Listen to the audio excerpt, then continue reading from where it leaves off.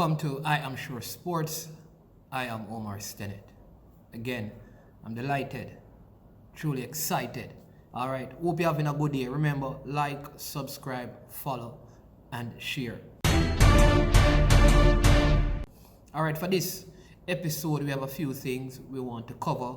Let me just give you some details as what is happening from our last video. All right, the West Indies and Sri Lanka, the test series ended in a tie because both test matches ended in draws. All right, I think the West Indies had a better chance of winning the first test.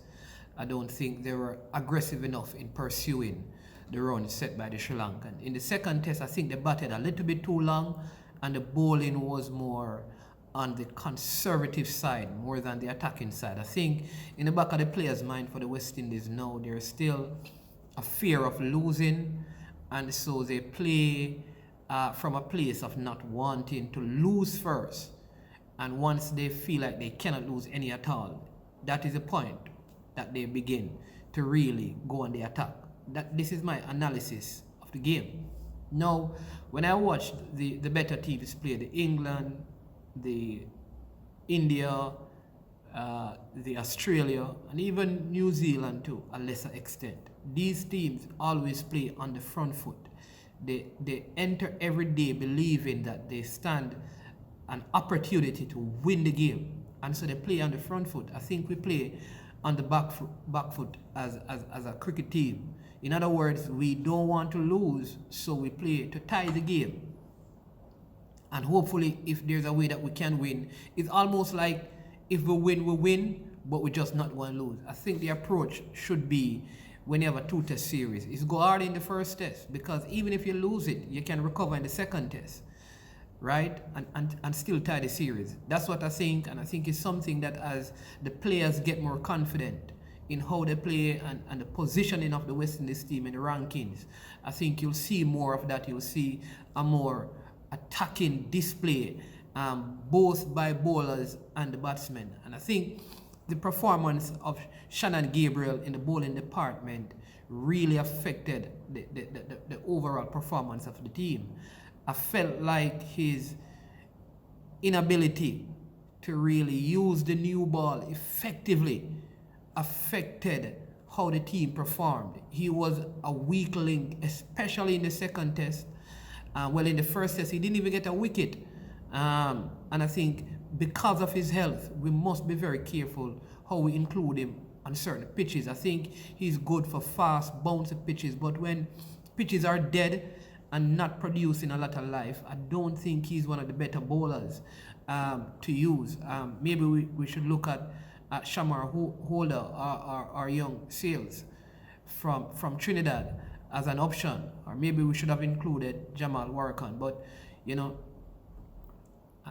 you see, it's hindsight. Now that it's over, we can all say these things, but going into this, he was seen as one of our better bowlers. I just think health-wise, he has not been keeping up for series or for 5 days of play, and we need to look at that. I think some persons' performances are in question, and therefore they may be in some sort of pressure in terms of selection for South Africa, who is coming to the Caribbean.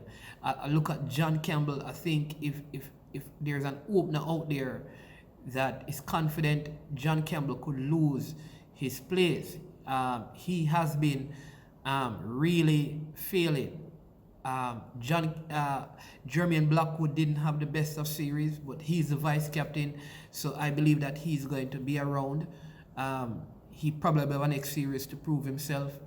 We also need to consider Brathwaite. I mean, played a couple of, I don't call them good innings, because man, occupying the crease is good when you're playing to tie, but when you're playing to win, I mean, batting for all of those hours and making 13 and 50, that is not good. Because what happened is that you put a lot of pressure on the other batsman. If I'm batting with you and you're not scoring, it forces me to try and score. And I think one of the disadvantages of having Bat throughout a West Indies innings is that he puts too much pressure on the other batsmen to attack because he scores so slowly. So I think the selectors need to look at that and find a way of igniting a fire inside of him, man, to up the tempo of his scoring, because it is affecting, I believe, the batsmen who bat around him. Kudos to Rakeem Cornwall, didn't do so well with the ball, only took 4 wickets in 4 innings. That's really what it is. Same thing with Azari Joseph, but Cornwall really came good in 2 innings. He made 2 half centuries, so I mean, did well enough. So he's showing himself to be a competent enough spinner who can bat, who can hold his own, and we need that. We need contribution at all levels. He's good in the slips. Don't know where else he could field, but he's good enough to field in the slips. So he's contributing, I wouldn't say in the all-round performance of the team, but in 2 crucial areas, he's proven himself to be good enough, and he secures a place in the team going forward. I don't know what is going to happen now, because the regional 4 days are not happening apparently, just because of how difficult it is to get people from different territories moving to play. So how will these players be engaged in any sort of cricket, except for Brathwaite, who goes and plays in England for Gloucestershire, I believe? Very few of the other players will be playing any cricket. So what happens? There's no T20 going on, and the ones who are playing in the T20 tournaments over the world, they are not part of the West Indies test setup. So how will a Kemar Roach stay sharp? How will a Jermaine Blackwood stay sharp? How does Nkrumah Bonner stay sharp? How Kyle Mayers is going to stay sharp? I think the West Indies Cricket Board must find a way to play some 4-day cricket. Maybe it is to play it in Antigua and have all the teams in a bubble over there. I don't know what the cost would be for that. But we cannot not have any cricket right now. If we believe that the team is turning a corner, I don't believe they are. I don't believe they have. Listen, they haven't reached a corner yet because the bus just started. The train, the bus, the car, whatever it is, it's just on the road. They just put in the engine, license, and register the vehicle. So it's just ready to go on the road, legal to go on the road. We're not turning a corner yet. We're just starting to drive. And what will help us turn the corner is if we play some cricket leading up to our next series. I am sure that that's the best way forward. Bring the players over into Antigua and play 1 round or a 2 round. But we need to play some sort of cricket. I am sure that if we play no cricket, the players will retract. They will lose form. And that will affect our performance heading into the South African series. I am sure that there's a way coming out of this series that the West Indies Cricket Board can do something. I know there's an election this weekend. So let's see how that goes. I mean, the president is going to really be re-elected. And so hopefully after that, there will be the heads of cricket will come together and find a way to make some cricket play. Speaking of not having anything, I need to talk about the sport of football in Jamaica right now. Because if you have heard all that has been happening, I mean, 2 of our clubs, our top clubs in the Premier League, Portmore United and Waterhouse, they have pulled out of the CONCACAF Championship. And Mark, I would have loved for them to be in it just so that Jamaicans could see some football. But they have not had any local football being played. And so I don't think they have the financial resources. The players have not been training. And they would not have enough time to prepare to get the finances in place. And so both teams have written to CONCACAF to withdraw from the competition. Not good for our local footballers and the whole football fraternity, given that there is also a push to get the league restarted. But I totally understand the implication. Listen, these are the beginning of the ripple effects of not having any football from March 27th 2020. No one football game has been played in Jamaica since that time, and it's a game that Waterhouse played in a CONCACAF game that they actually lost and in last year. No, I mean, it is unfortunate. It's very unfortunate, and I have been saying this long time that I really never believed that any football is going to be played. I think many persons, whether we believe it or not, our culture is like this. There are many persons in our culture who believe like football is an inner city thing. Poor people, picnic, influential people in Jamaica believe that. And so when they think about the sport of football, they think about the most raucous, unruly set of people playing it and watching it. And therefore, every time they think about football, I'm talking about leadership, not just government, but just influential people in Jamaica. If any one thing in Jamaica they believe would cause problems with the COVID, it's football. So no matter what proposal are put in place, it is very, and I said it from last year, it was very unlikely, unless, because football was stopped when Jamaica had under 10 cases. When football was stopped in March of 2020, we had under 10 cases of COVID. And listen, they never even finished the tournament. They didn't even put in place anything. It was shut down completely at all levels. From primary school, prep school, from business house to every level of football was shut down immediately. After around less than 10. And I said to people at the time, if it was shut down for 10, it would be foolhardy to start it if you have over 100 at any point. It would only make sense for it to restart if the cases are below 10. And that don't look possible. You're going to talk about vaccine. Vaccination is not going to help. Because the process of vaccination to get to the normal people, the people who play football then, for them to be vaccinated, you're looking at next year, 2022, before it reach those people. So when really was there a plan to play the football? It's bubble thing and teams can train. Train for what? People spend, listen, I run a small club. And when I run a small club, like any day, just in terms of bus fare and juice and those things, any one day, and I don't pay players to play. Any day, just, watch this, is $30,000.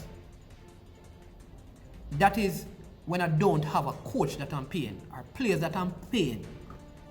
That is just to provide refreshment and bus fare. $30,000 a day. And that's at the low end. So for a professional club, say a Waterhouse, who has to pay players, supporting staff and a coach, provide, outside of the salary, have to provide, juice, all of those things, medical care.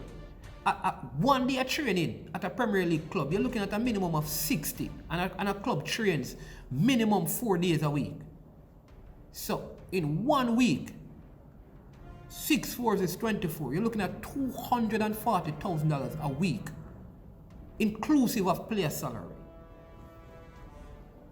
Why would a club go and do that, not knowing when the league is going to be played? Don't make any sense. It don't make any sense. So I don't want to just highlight the problem. What is the solution? And I've said this before and I'll say it again. Almost every industry in Jamaica, with the exception of football and entertainment, have been given green light, including schools, churches, everything. And when they are given the green light, when something happened, for example, if schools were reopened and cases broke out in schools, they shut them down. I believe that one of the options is, listen, all right, go ahead, have your competition, have it, but it must be in a controlled environment, no spectators, Like you said, the players will be tested, test the players. However, if there is an outbreak, we're going to have to shut it down. That should have been the option. And it still remains the option. It still remains the option. People don't realize that there are young men who are suffering. Coaches, equipment managers, people who deal with massage, men who cut grounds, men who clean the grounds. These people are being affected by this. People who would get a little weekly salary for washing equipment and those stuff. I know football don't seem big, but many people are employed in our country because of the sport of football, more so than track and field, and more so than horse racing, because horse racing don't get a lot of money because of who are employed. It gets it out of betting. Horse racing makes money not because the sport employs a whole lot of people, but because it is a sport where people are allowed to gamble.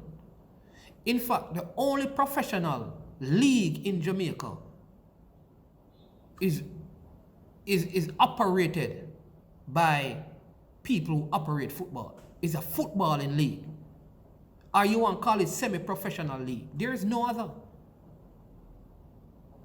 We have professional track and field club. But we don't have many Diamond Leagues event in Jamaica. And so if you have a professional league, it's real people own clubs. Think about the investment of Peter Gould at Mount Pleasant. Millions. For what? Think about the investment of the Waterhouse owners. Portmore United. Veer, new team, let me bring them. Think about Falmouth United that people don't talk about a lot, where the Marleys are involved in that. The program that they were operating down there. So let me give you some ideas, some of the things. Think about a Mobile United. Arville Powell and those guys. Have you recently seen the state of Froome Sports Ground in Westmoreland?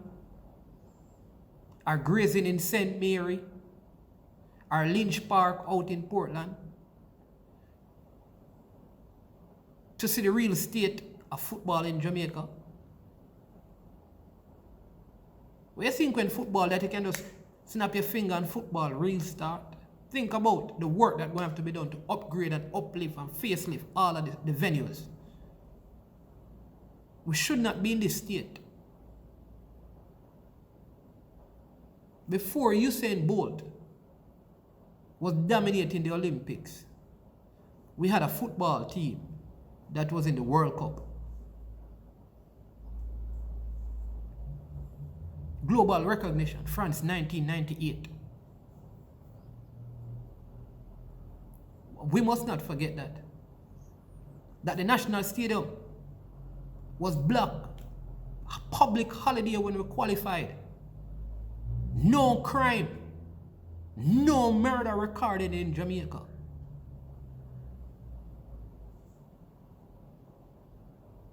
Do you remember that during the campaign we played the United States in the United States? And there were more Jamaicans in the venue than Americans.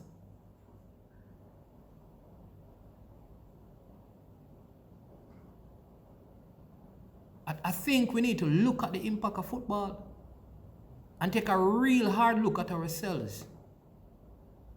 There are church football leagues, primary, prep school, female, community leagues, high school, college leagues, youth, every area. The only sport that every area of our culture is engaged and involved in it. Are there problems? Personally, I believe that football spectators are probably some of the worst spectators, not just in Jamaica. There are people who are labeled hooligans in other places. So we don't have the worst.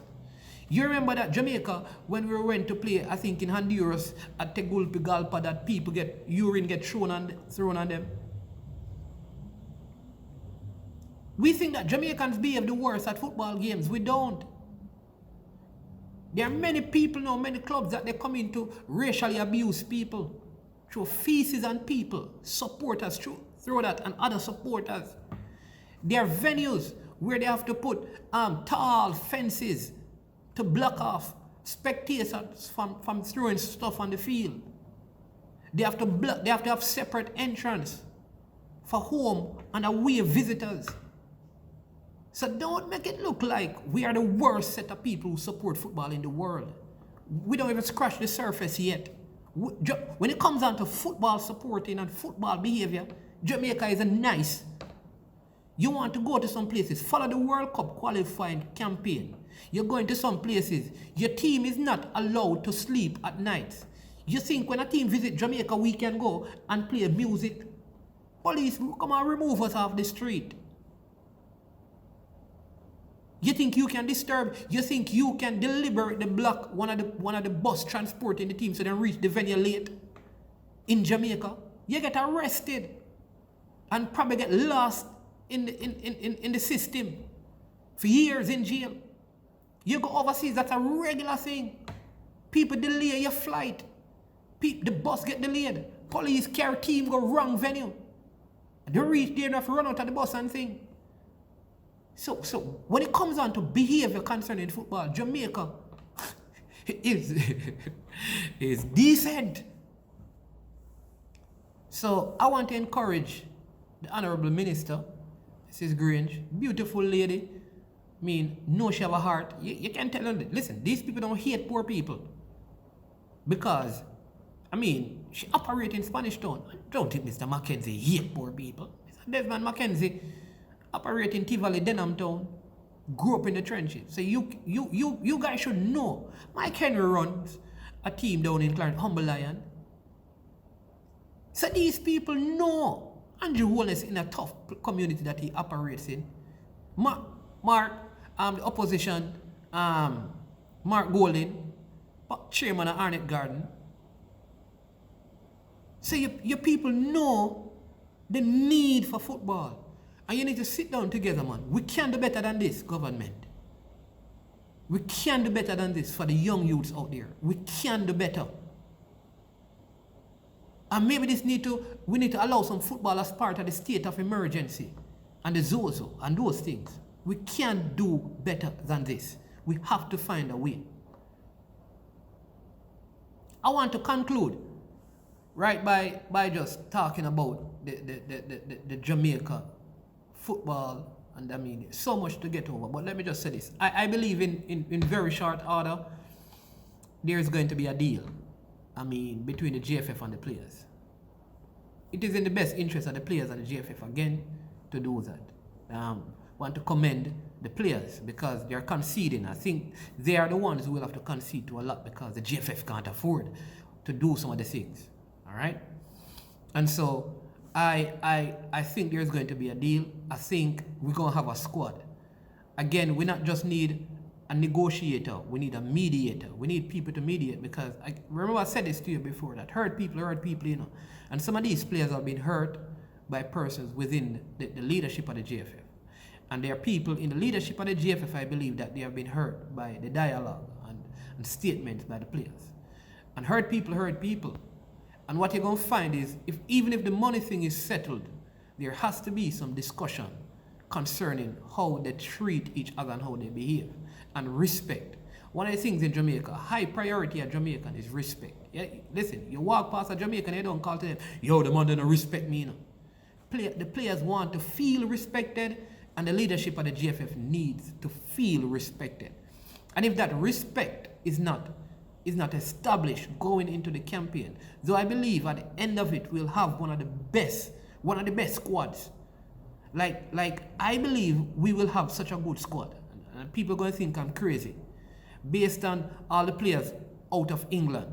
And you have your Alvis Powell, your Kemar Lawrence, your Shamar Nicholson, your Leon Bailey, your Andre Blake, and a few others of the local contingency. When you mix those guys, say you get the Nathan Redmond, and and you get the Kyle Walker-Peters, people who say they have an interest in playing for Jamaica, the Mason Holgate. If these people really come on, and the Antonio, Mikel Antonio, and the Ravel Morris, and the Daniel Johnson, and the Liam Moore, and if all of these people really come together, I mean, we don't know that all of them will, but if we get all of these people together, the Jamal Lowe, you understand me, you have a Demar Gray, if he should decide to play for, there are so many names and so many persons, and if Kemar Roof, Ivan Toney, all of these guys, imagine if we have all of these guys together, and say we have, because I believe people like Paul Hall and Fitzroy Simpson can be a part of this process along with, they have a relationship.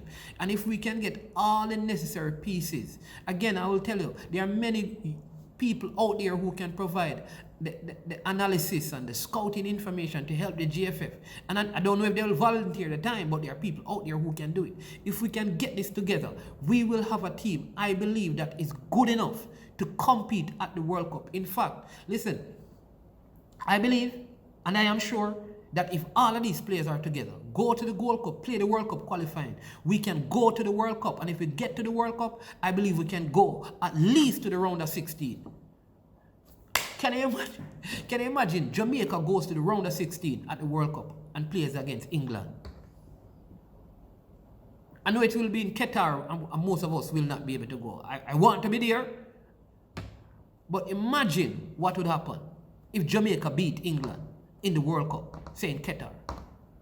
I want to think about what that would do to the Jamaicans and the Caribbean people living in England. So I have high hopes. I have high hopes. And listen, without a vision, the people perish. You know. I want us to see the end. What is the preferred picture we have? And let us focus on the end, because too often what happens is that we forget the end and we argue the journey. Keep your mind on the end and say, listen, whatever we need to do to get to the end, to get to the vision. Without a vision, the people perish. So that's why the Bible teaches us, you know, to write the vision down and make it plain, that those who read it can understand it and run with it. We need to get a clear vision. Clear vision. What is the picture? Put the pieces of the puzzle together. Look at it and say, this is the end. Now we may be losing some pieces right now, but we're going to slowly put the pieces together at the administrative level, a technical level, a emotional level, right? A physical level, a financial level, to get everything in order to get this team together. And we will make it. I have no doubt, and I am sure. I am sure Leon Bailey and these guys will bring us. I'm not afraid of no Brazil, no Argentina with these crapper players. We are good enough. And I want all of us, the GFF, the players, the sporting, the football fraternity in Jamaica, in North and Central America, wherever you are, in Europe, in England and those places, let us come together. Past players, let us come together. Let us come together. I'm calling on you. Give your input. Listen, this is not the time to ask what Jamaica can do for me. This is time to ask yourself what you can do for Jamaica. What can you give back? I'm trying to do my part, you know. And a lot of you have more knowledge and more wisdom and more wealth than I have. Give back to the process. We can do this, because teamwork makes the dream work. I want us to hear that. I am sure that if we can get all of these things done, set in place by the end of April, it gives us enough time before the World Cup campaign. I am sure. Remember to like, subscribe, share. Listen, comment, let me know what your thoughts are. Remember, let's not just look out the window. Let's look in the mirror. I am sure.